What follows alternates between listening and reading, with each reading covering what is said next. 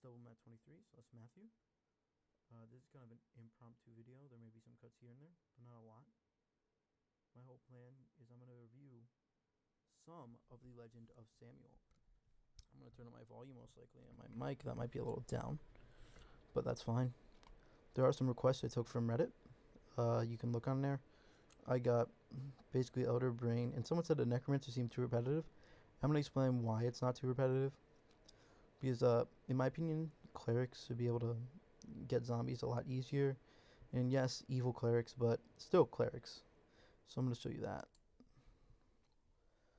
Okay.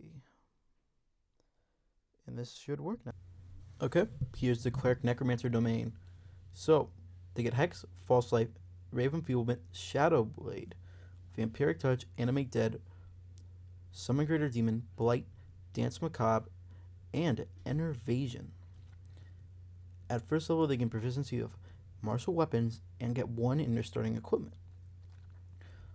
Master Speaker. They can speak of all undead, and they understand them perfectly even if they don't know the same language. And all spells that create/summon, do anything really to form undead, last 2 days or double the time if it lasts more, and can spend another spell slot from Animate Dead, the way it would normally work, for another 2 days. Or other spells that Animate Dead is implied. Channel Divinity Necromancer Master. So this is important. At first level, when you cast Animate Dead or other related spells that summon/create undead, twice the number of creatures and their stats. You summon twice the amount of creatures and all their stats are increased by 2 and strength by 4. I know this doesn't encourage skeleton play that much, but it's because the zombies really have a harder time to hit, and I believe the skeletons are already pretty good. And it does upgrade the skeletons too for their swords to hit. If you do not have Animate Dead or other undead creating spells, then it just summons 1 zombie or skeleton with the upgraded stats that last 24 hours. So it's basically a free Animate Dead if you are like level 2 through 4. Okay, one of the dead.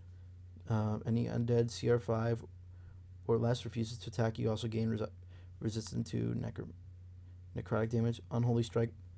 Once per long rest, you can do 48 extra damage on a strike. And at 14th level, it's 68. It's pretty good. And then at 8th level, if you hit an undead in melee combat, they must make a wisdom saving throw or be turned to your side. Must be CR4 or under, will last 24 hours. If you kill a non-undead creature, they must make a wisdom saving throw or be turned into an undead creature that is CR6 or otherwise they turn to a normal zombie. Once you use either of these abilities, they cannot be used again for long. So if you use one, you cannot use the other, vice versa. And True Necromancer, all your undeads that you create last forever. That's like the extremely powerful ability. So you can have armies of undead, like literal armies. And of course that's reserved for super high level play. And if your undead can still die, and you need to collect the corpses to summon the undead. So like, I want to summon 100, like you need to get 100,000 corpses then. I'm not saying you magically get these corpses. You need to collect them up, and like, where do you store them is a good question for the DM. What do you do with them? How do you get that many? Because it's Spelljammer, how many do you have on your ship? So that's a big question. Like, you need to be able to store them and bring them places somehow. I'm sure it won't be that much of a problem for them, but it is a little thing that you may think that's powerful, but it's like, okay, yeah. You can see how it can be kind of limited. And, yeah, I believe this basically offers the clerics an option to be more like an evil god, worshiper of Orcus or Vecna, and be hoping that, like, okay, so this god allows me to summon undead versus I have to learn these arcane knowledges to even be good at summoning undead. And I think it's different enough from the wizard necromancer to be good at what it needs to be, and kind of rains down these aspects of like more a cleric vibe than a wizard vibe. So if you have any criticisms, I'm sure there's plenty. Please inform me, because I want to make this as best as possible. And there are some things that I think could be criticized, but I like them. So that's the necromancer. I got some real good news. I modernized the spell jamming system. And yes, there's a lot of changes to it. I got rid of hull points. I made them 12 hit points. And that's how you do second class armor class. Here's how you do damage threshold. There are some that are above 25 for like the whale ship and the spelljammer, which is not statted out. We got movement rate and explained, and we got SR explained. So how I did it was this. For major helm, it's your level divided by 2, and if you have to be a spellcaster, any spellcaster, and same in a minor helm, spellcaster divided by 3. Simple. Here's the changes. And yes, you can have certain things like the crown, and I'm not showing you it all. There are way more stuff. There's a lot of stuff. And there's other helms listed in other areas. And yeah, you also got repairing a spelljammer ship.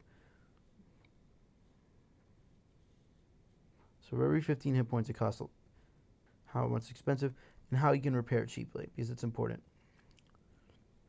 Something I'm very proud of is this. In my version of Spelljammers can be sentient. And that seems like very extreme and very cool in many ways. And I like it. So basically a Spelljammer can be like, okay, it's not all of them, but it's an option. Spelljammers can have basically a spirit trapped inside their helm. And their helm can have one of these. And technology is a new skill also. Something you can get. Anyone can get it if they have for a skill. Specifically, mechanics can get it and get real good at it. We got pixies, and they all have technology skills. Doesn't mean they're all proficient. Now, like some of these are just like, okay, centaur is not proficient. That's just an intelligence bonus. Pixie, same there. We get all this stuff. We get what their beliefs are, what they do on the ship, why they would do it. So, like, if you go onto a ship, for example, and it's like a Nyogi ship, spider ship, it's going to be pretty hard to take over sometimes, because I don't think that the Nyogi's going to want a humanoid taking over the ship. Same with the Yanti, same with the many demons, but at the same time, there's many good aspects, like the tree ants, and the elementals, and the pixies. Like, a lot of them are evil. There is some divas, there's some good in here, but the main purpose is kind of coolness. And if you're playing an evil campaign also, there are some good options here.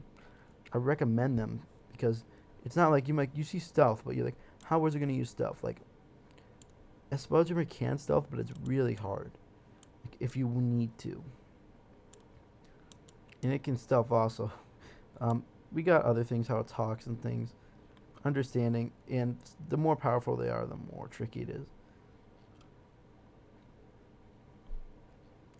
There's way more on this, but I don't want to spoil you too much, because I am going to eventually release this fully. Okay, the section I'm most excited about is combat. And the reason for this is simple. I really like the combat. I spent a lot of time on this. We're only going over 2 pages of 12 to 15 pages of combat. This first area is describing how you attack, and how you attack with your, as a helmsman, use your spellcasting modifier. Or, if you're using a life jammer, use appropriate things, like your intelligence plus proficiency. For dwarves, you also use furnaces, which use blacksmithing tools to attack. We got a really, really short version of long range combat and short range combat. There's a much more extended version below. But this is basically like, I have all the siege weapons below listed too, even the ones some of you wouldn't expect. Not all of them, but some you wouldn't expect. And you got basically how you're going to attack with a siege weapon and what it hits. You got down here, short range combat, all detailed spells, what you do with them, how you understand them, grappling, boarding, missile fire at close range. Cool? Yeah, cool. Ramming, you got a ton of things here. Ramming's important. It does the most damage, it does the most of the time, and it's super powerful. Like, You only do it once per turn, but like when you ram, it can totally change the flow of combat. And you gotta hit with the described method above. And if you hit, good, because you're gonna do some damage. And if you hit and your vehicle's too small, you explode and die. You can crash because your vehicle's too small. Like if you have a too small spelljammer, you're not gonna be able to ram another spelljammer. We got 3 types of rams: piercing, blunt, grappling. Piercing does a whole-hooded effect. It basically pierces through the ship, even though it does bludgeoning damage. Blunt does more damage than any of them, and it can suffer effects, but it's just not as interesting. Grappling can grapple a ship, bring it along with it. There's also ways to grapple by grappling lines. It does no damage.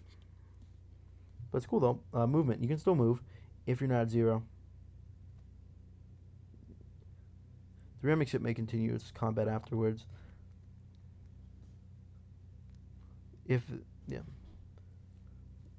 It may continue its movement afterward, and grappling ships in the same round. They may also grapple in the same round when they ram because it's important. Size and ramming. Okay. If your ship's too small, don't ram a huge ship. Your ship will crash and be destroyed. Simple. And how smaller ships, it's basically describes all the problems with that. Head-on ramming, super dangerous. Don't recommend it. How it works and how how ships destroy each other quickly. Ramming gargantuan creatures. You can ram creatures that are gargantuan in space, like astral dreadnoughts. You do a ton of damage, which is cool. And in the last section we're going over, grappling and boarding. This is a huge section. It basically describes, I'm not going to read it all out, how you grapple onto a ship. What's the math to put, how many grapples you need? What's the math? Once you grapple on, okay, cool. What do you do now? How to board, how to drag your ship along as towing, but that's not described here. And what are you going to do now? Are you just going to let it sit or move on? Now, once you grapple, you're probably going to board the ship, or take tactical advantage of shooting it.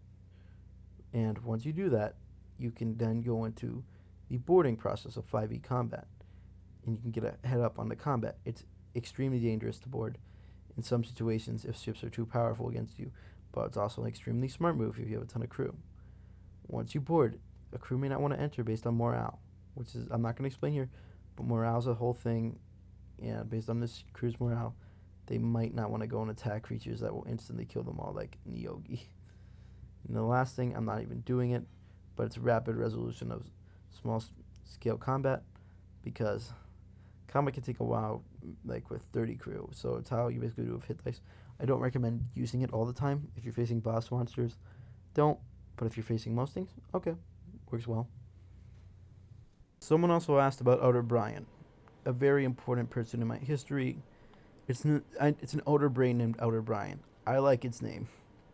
So I'm going to give you a quick synopsis of the history. I'm not going to read it all out. It's listed there.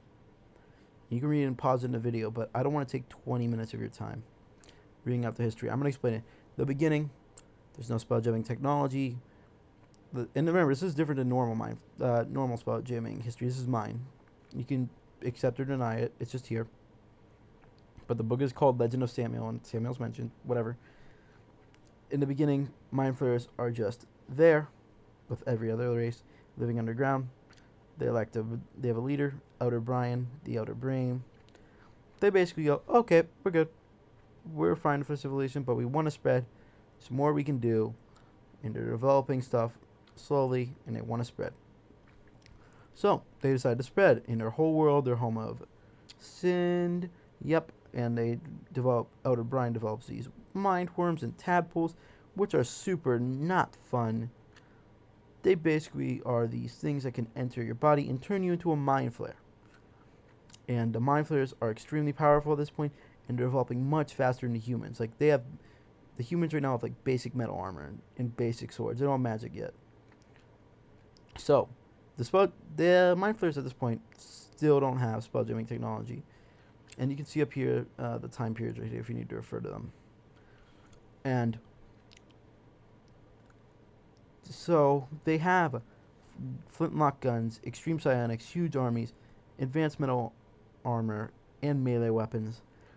And this is where they get the name the Devourers. It's because of this event called the Devouring. There's not. They basically kill off all humanoids in this area. Some live.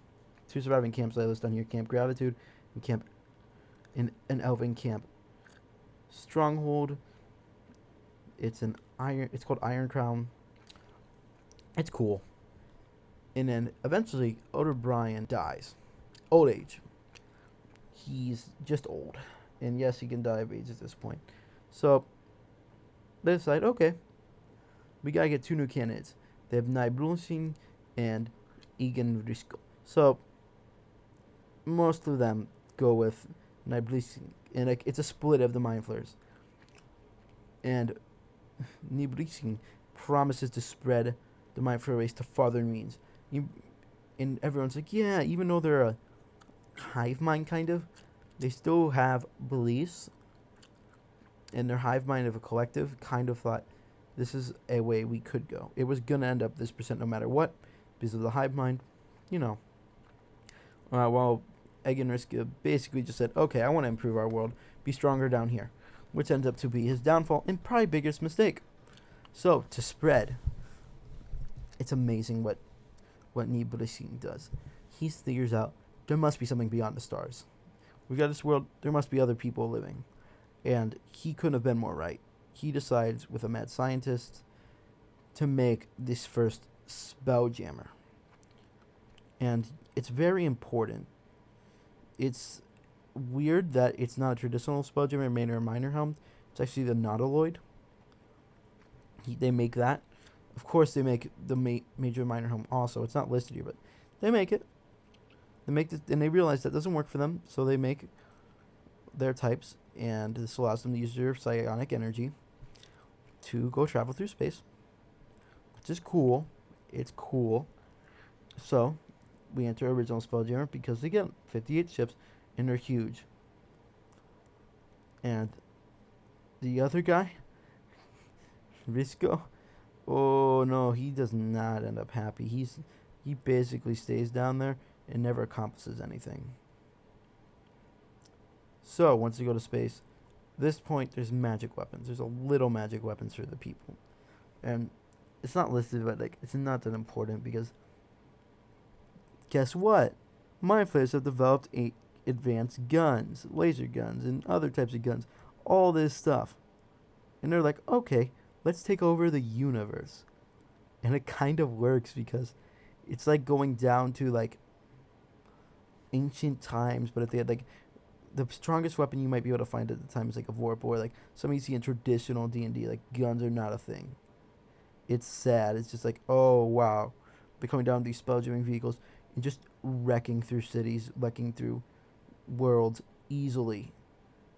It's not even a problem. So they do this.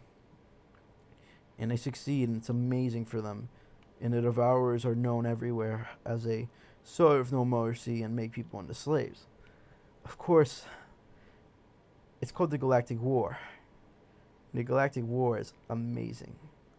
And there's a little spelling mistake in here, I already fixed it. The Mind Flayers, the rule couldn't have ever lasted forever. I'm being realistic here.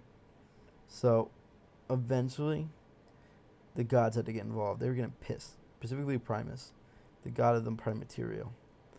And Primus decided, this book's called The Legend of Samuel for a reason, to give Samuel the power of a demigod per se. And gave him the blessing of water and immortality.